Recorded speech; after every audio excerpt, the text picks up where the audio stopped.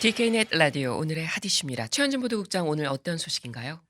남아프리카 공화국이 코로나 바이러스 변이 오미크론 4차 대유행이 정점을 지났다라고 밝히면서 야간 통금 조처를 해제시켰습니다. 새해부터 미국 내 26개의 주에서 새해 최저임금을 인상을 합니다.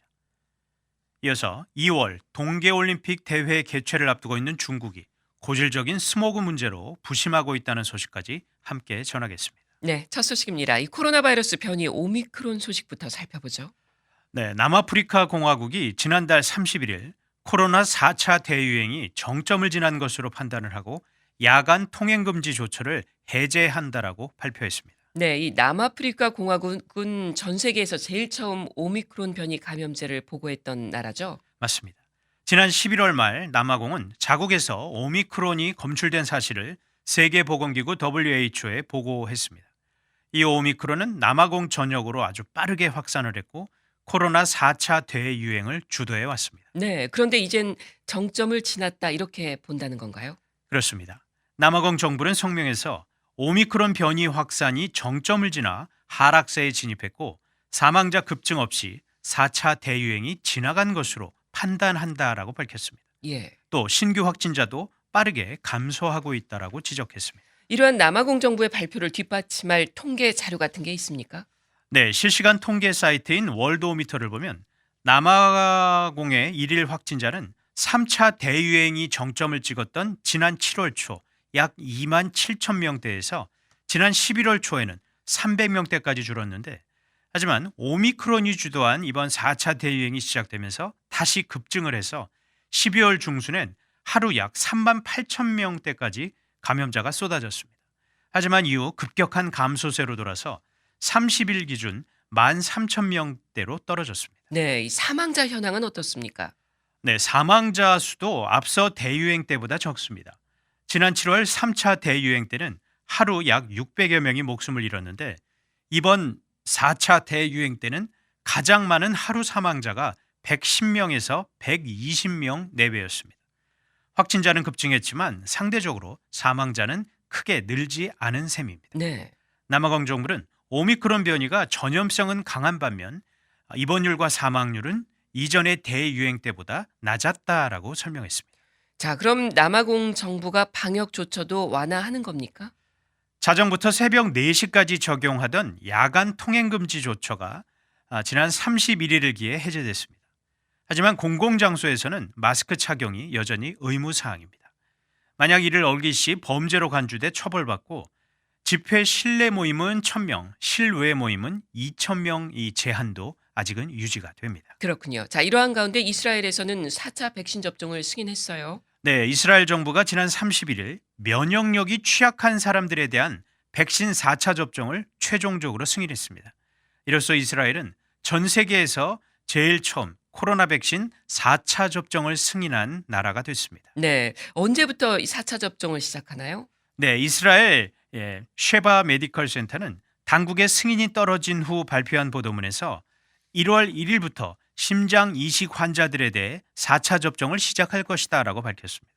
쉐바 메디컬 센터는 이미 지난주부터 약 150명의 의료 종사자들을 대상으로 4차 시범 접종에 들어간 상태입니다. 네, 잘 들었습니다. 다음 소식입니다.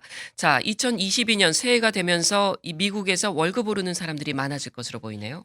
그렇습니다. 해가 바뀌면 각 주나 지역 정부에서는 정책을 바꾸거나 새로운 정책을 도입하곤 하죠.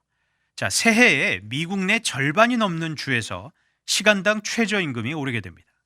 경제 전문 매체 CNBC는 지식정보회사 월터스 클로어의 보고서를 인용해 미국 내 26개 주와 워싱턴 DC에서 신년에 최저시급이 인상된다라고 전했습니다. 네, 이렇게 주별로 시간당 최저임금이 좀 다른데 또 연방정부가 정한 최저시급이 있잖아요. 지금 그건 얼마인가요?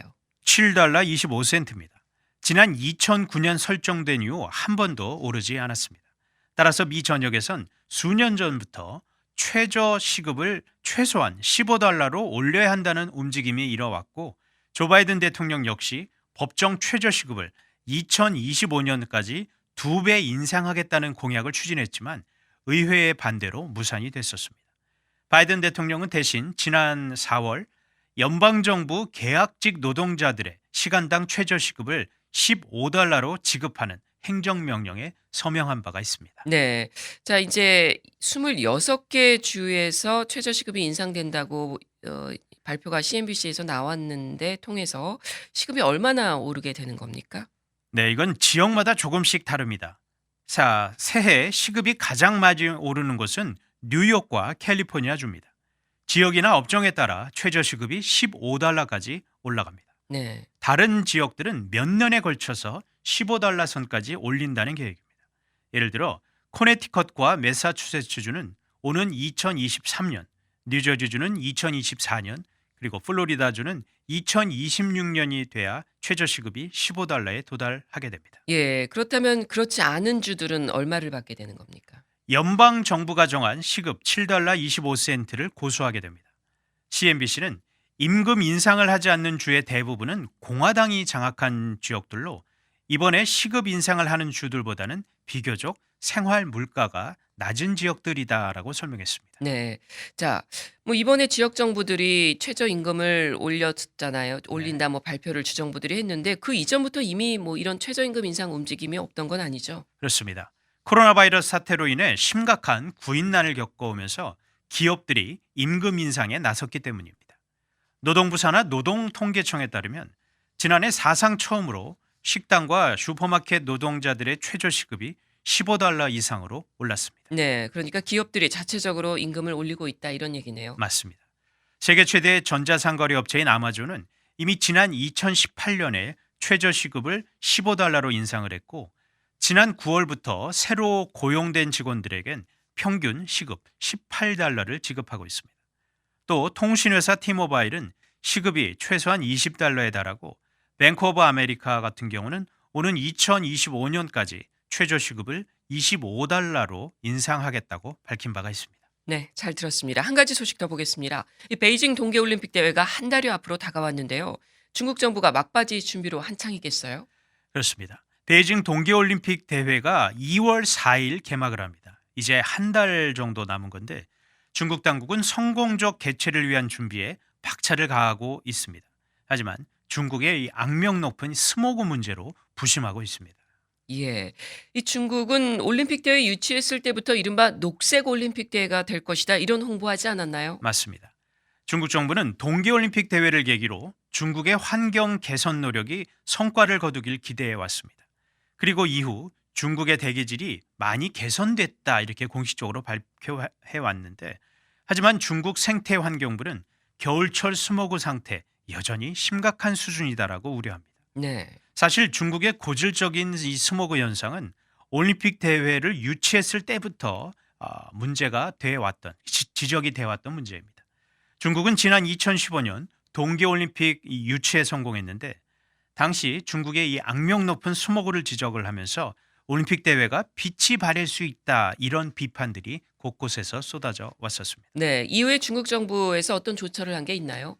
중국은 올림픽 대회가 열리는 베이징 그리고 허베이성 일대에 수천 헥타르 땅에 나무를 심고 풍력 발전소와 태양광 발전소를 건설을 했습니다.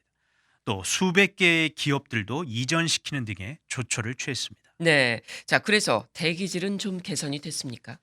2016년 베이징과 텐진, 허베이 등 이 세 지역의 초미세먼지의 평균 수치가 1세제곱미터당 71 마이크로그램이었습니다. 그런데 특히 겨울철에는 이 수치가 500 마이크로그램까지 올라갔습니다.